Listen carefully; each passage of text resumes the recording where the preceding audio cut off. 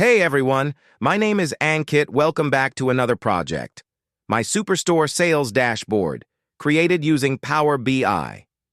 This dashboard provides a complete snapshot of business performance across sales, profit, customers, and regions, all in one place.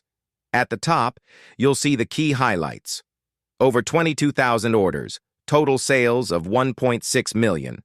Profit of 175,000, and an average shipping time of 4 days. The region filter allows quick comparison across Central, East, South, and West. Customer segments and payment modes show how customers purchase, with consumers contributing the largest share. Monthly sales and profit trends highlight growth patterns and seasonal peaks.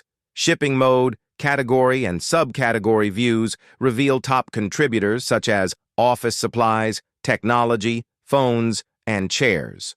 Finally, the state-level map shows where sales and profit are concentrated.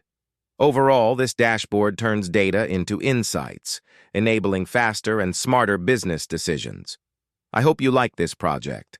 For more details, including the dataset used for practice, you can visit my GitHub account using the link below. Stay tuned for more projects like this.